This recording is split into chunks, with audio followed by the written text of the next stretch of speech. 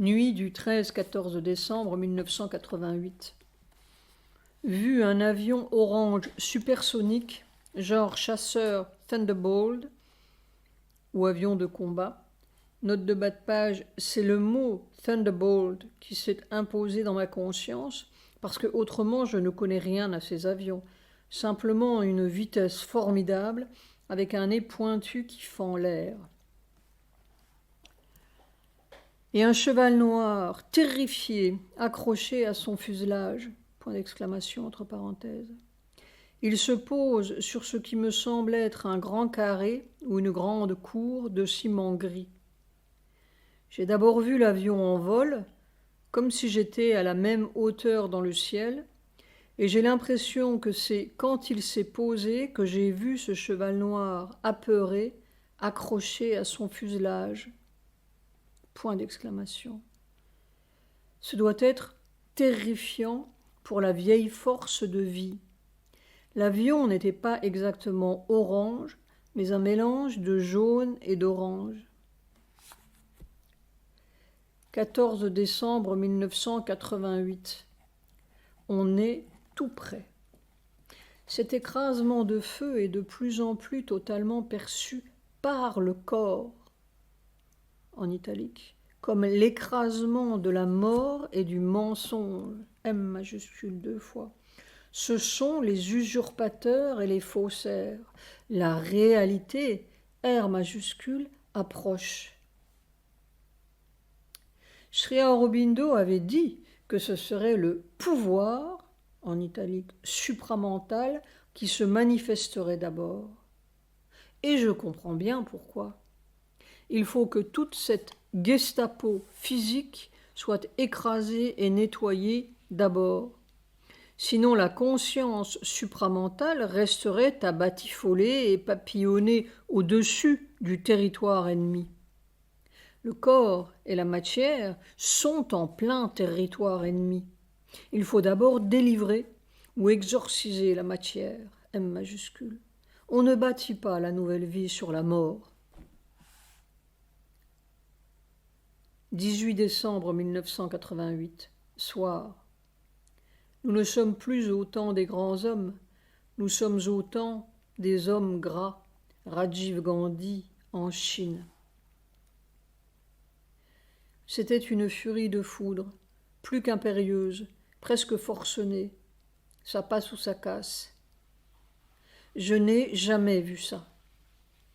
Ça pourrait fendre un chêne en deux comme un fétu de paille, ou même du rocher. Personne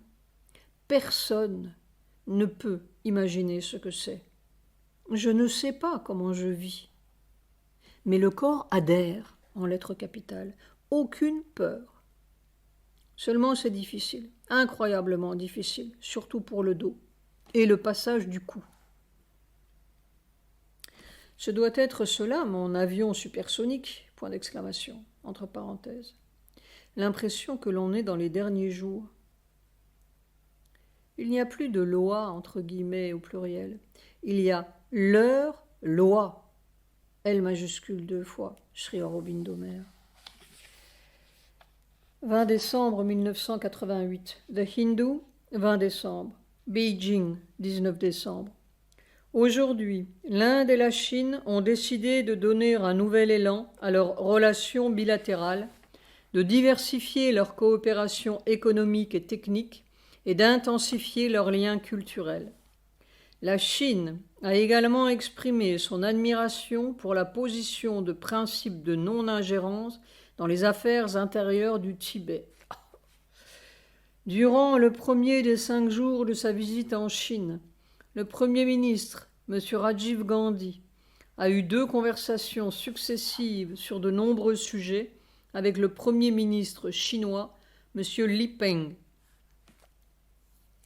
M. Gandhi a dit à M. Li Peng que l'Inde traitait le Tibet, mis en italique par cette prime, traitait le Tibet comme une région autonome de la Chine et ne permettait aucune activité politique dirigée contre elle à partir du sol indien. Tout ce qui arrive au Tibet est une affaire intérieure de la Chine, a-t-il déclaré. Et Madame Sonia Gandhi est allée faire un peu de shopping à Pékin. Pauvre Dalai Lama. Ma question vraiment et constamment tous les jours, c'est celle que se poserait un poisson intelligent sur le sable. Comment faire pour respirer? Comment faire pour ne pas se démolir? Et il n'y a pas de réponse. Il faut vivre, en italique, la question, si l'on peut ou tant qu'on peut.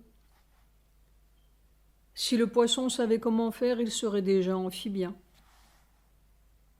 Et puis le corps s'écrase, s'écrase, s'écrase sur lui-même, le cou rentre dans les épaules, les côtes et les vertèbres s'empilent les unes sur les autres, et le bas du dos s'écrase à fond de cale ou de fauteuil, et tout le corps n'est plus qu'une espèce de bloc minéral et douloureux, un bloc de résistance de fer ou de rocher.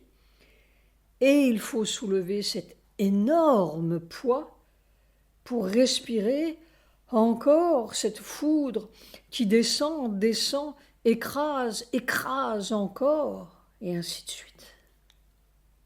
Et le corps sait, en lettres capitales, que cette respiration-là, c'est le salut, la délivrance. Mais il ne peut pas s'empêcher de s'écraser sur lui-même. C'est cela la situation.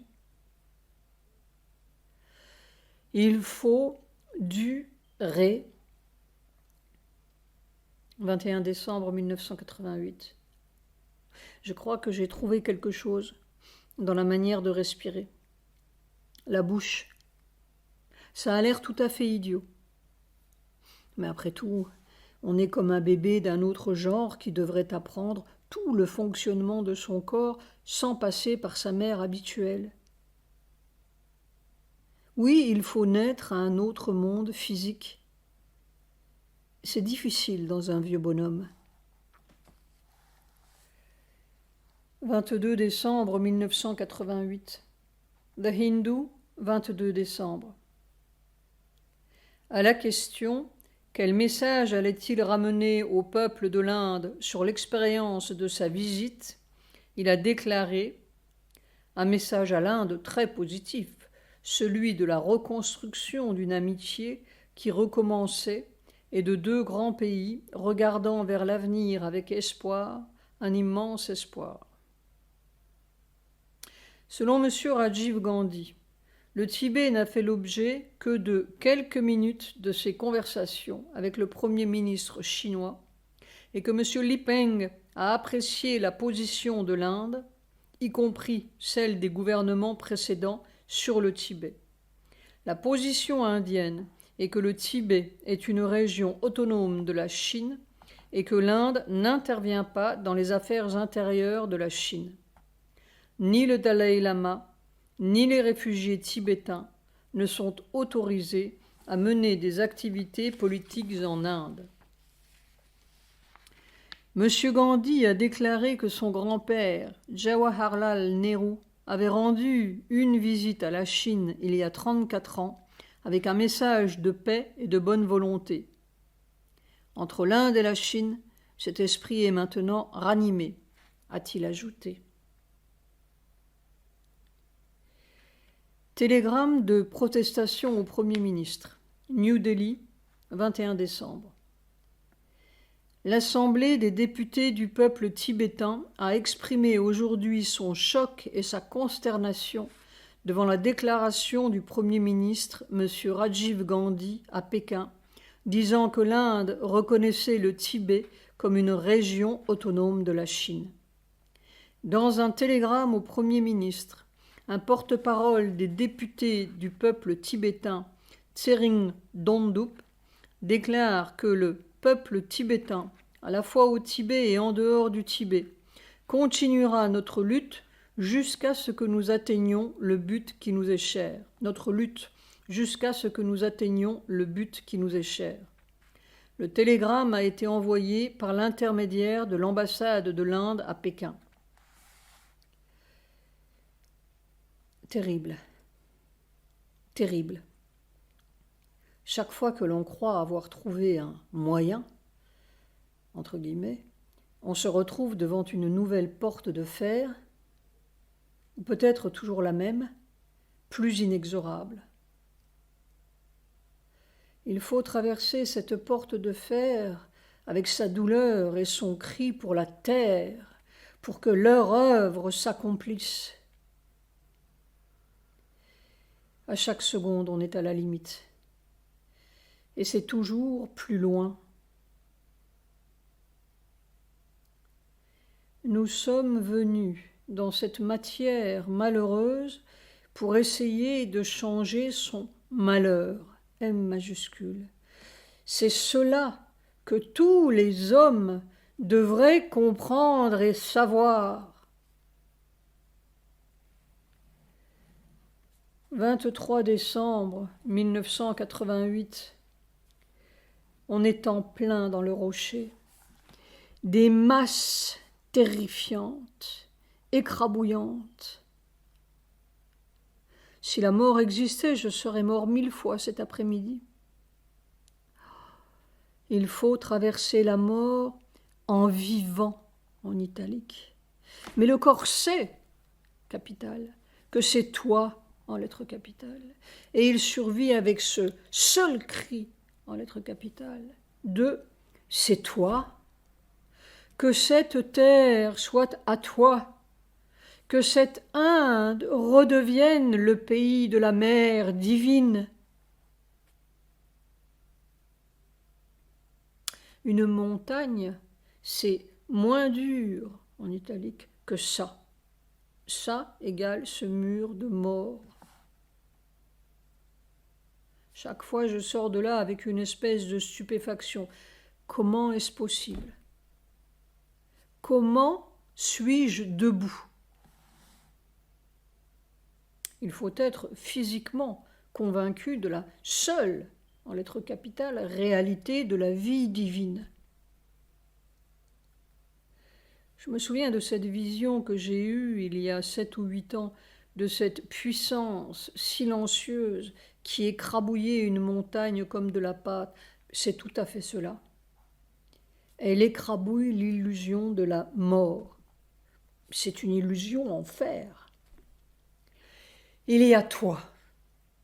C'est la seule réalité. Et c'est la vie, V majuscule, de l'avenir.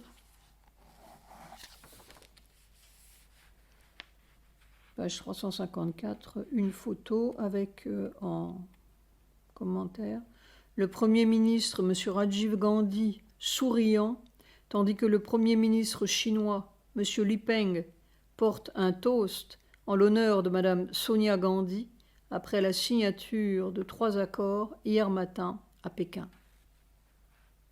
Cela donne envie de vomir. Comment les hommes peuvent-ils se laisser tromper à ce point ? 25 décembre 1988. Cette nuit, encore vu des choses cruelles, si cruelles, dans un lieu qui ressemblait à un camp de concentration, mais pas le genre, entre guillemets, que j'ai connu. Je me suis réveillée avec une envie de pleurer. J'ai 65 ans. C'est là, c'est encore là, c'est toujours là. En fait, en italique, ce sont ces forces-là qui possèdent le monde. Cette même nuit, Sujata ne dormait pas, et il lui est venu un titre pour ce livre, 7 jours en Inde, dans l'édition américaine, My Burning Heart. C'est tellement cela. Toute ma vie, j'ai brûlé, brûlé, brûlé comme pour effacer cette désolation du monde. Maintenant, je brûle avec mon corps. Je me souviens, dans ce temple de Rameswaram, en 1958, j'ai failli m'évanouir tellement j'avais de douleur. C'était il y a 30 ans. Il y a cette phrase de Sri Aurobindo dans une lettre amère en 1915 qui m'avait tellement frappée. Nous avons conquis le ciel, mais pas la terre. Mais la perfection du yoga est à l'œuvre, dans la formule du Veda, à ce que la terre et le ciel soient égaux en un seul.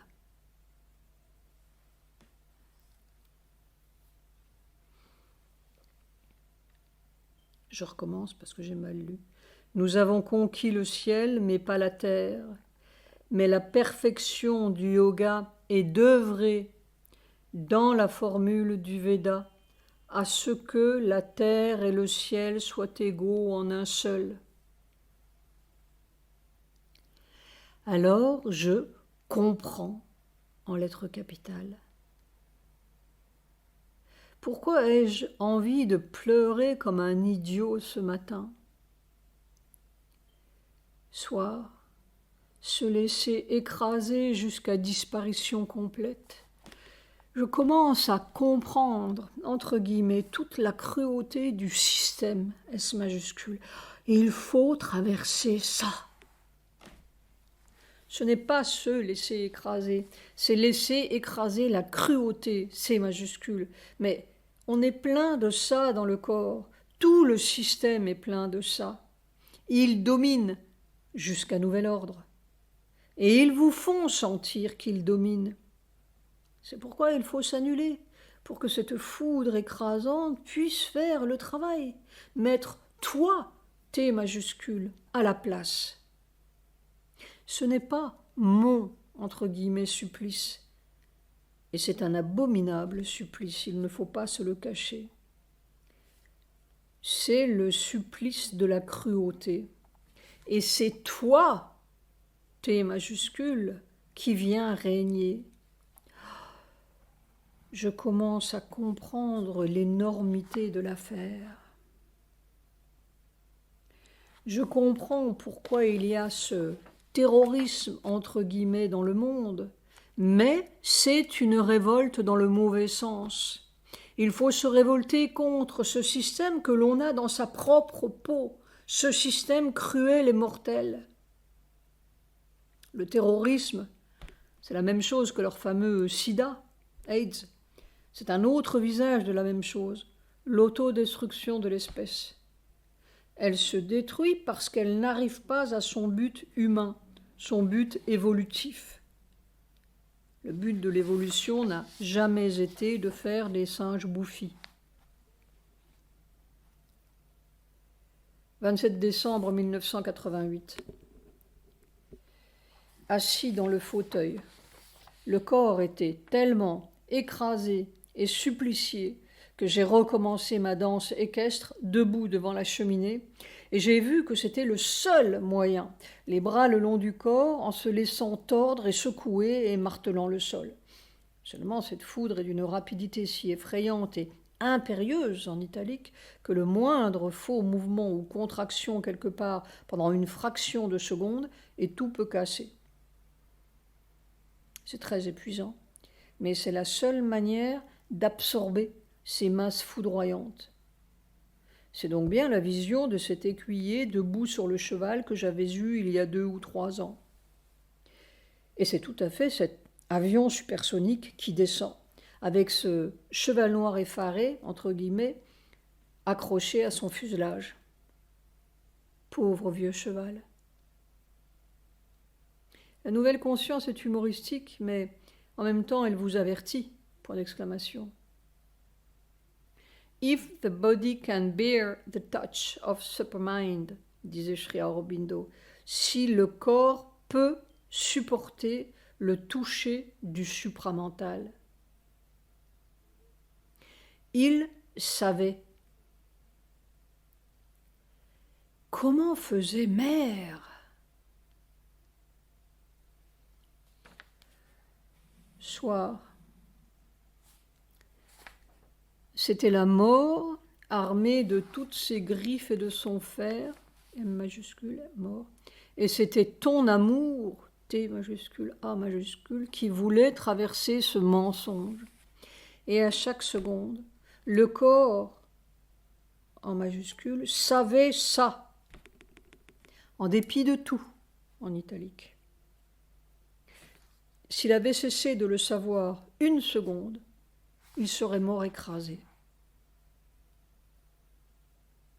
Je me souviens de ce que Sri Aurobindo m'avait dit il y a quelques mois. Quand le corps brûle, il y a un cri de mort. C'est ce mensonge, en lettres capitales, de la mort et de la douleur qu'il faut traverser. C'est cela le mur. Comment ai-je vécu ces 2 heures? Je n'en sais rien, mais pas par les lois humaines. Le cri que pousse le corps avec chaque masse ressemble exactement au « ha » du bûcheron quand il abat sa hache. Mais c'est le corps qui est l'arbre fendu en 2 jusqu'au talon. Sujata m'entendait crier depuis sa chambre, mais elle ne s'inquiétait pas, elle savait. PS, c'est l'avion supersonique qui s'enfonce dans la matière terrifiée. Et c'est terrifiant, il faut le reconnaître. Ce n'est pas loin. La terre ne va pas rester la terre de ces menteurs. Rajiv Gandhi annonce une nouvelle ère de paix lors de sa visite au Pakistan. 31 décembre 1988, après-midi. Pendant 2 heures, debout, sans arrêt, seconde après seconde, le corps a subi les choses les plus effrayantes, entre guillemets, et les plus écrasantes, on pourrait dire suppliciantes. Il criait à certains moments, et c'était un faux supplice en lettres capitales. La réalité, c'est toi. C'est ta joie, ta beauté, ton amour, et tout ce mensonge doit être écrasé, disparaître, qu'il crie et peine, mais c'est toi, c'est toi, c'est toi, et toi seul existe. Pendant 2 heures, seconde après seconde, c'était ce cri en capitale, envers et contre tout, en lettres italiques. Fin du tome 8.